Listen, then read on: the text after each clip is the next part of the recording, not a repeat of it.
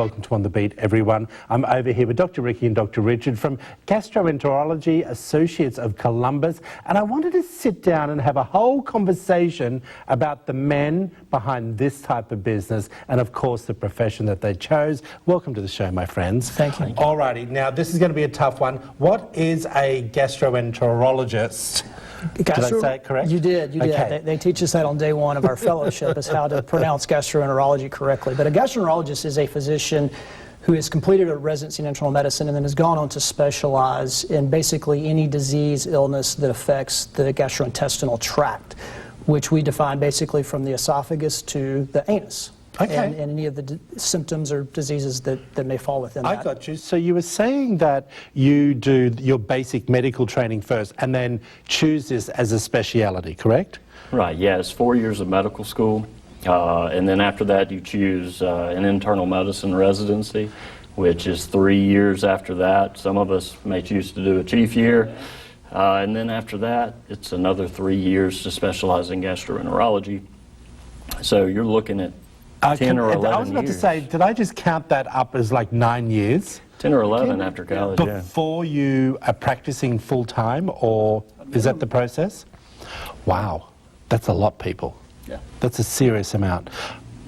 Yeah, we're proud of the training that we do. I was gonna say, I mean, it's very important. There, you know, we come out of all of that training very skilled, able to be good at our profession, and you know, there are other people who do what we do that don't have that training, and we feel like it's important to have that training. All right. In addition to learning the actual procedures that we perform, we are trained to deal with any of the findings that we may find, any of the diseases that we diagnose, evaluating the whole spectrum as opposed to just doing a procedure and then passing the patient along to somebody else. We treat from beginning to end. Really? Everything that we encounter. Well, what are you treating? Let's talk about a couple of those areas, because when you come back later on, we do want to break them down. So let's do a little overview, if you wouldn't mind. Sure. So, I mean, by organs going down the track, we deal with a lot of acid reflux,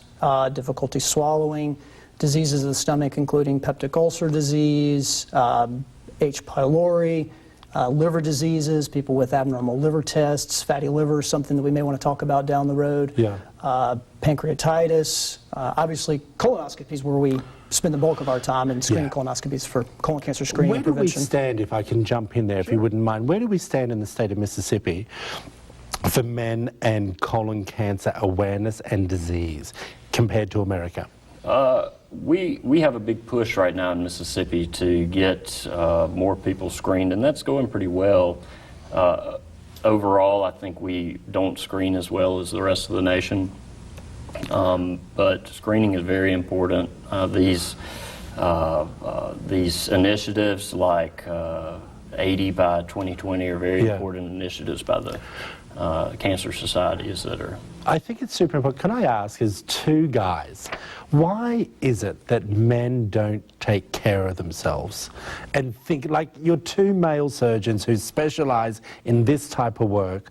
I've done these type of interviews for years. I still can't get it through my head, but then I'm also part of that culprit. I think there's a number of possible answers there. Men tend to be more stubborn.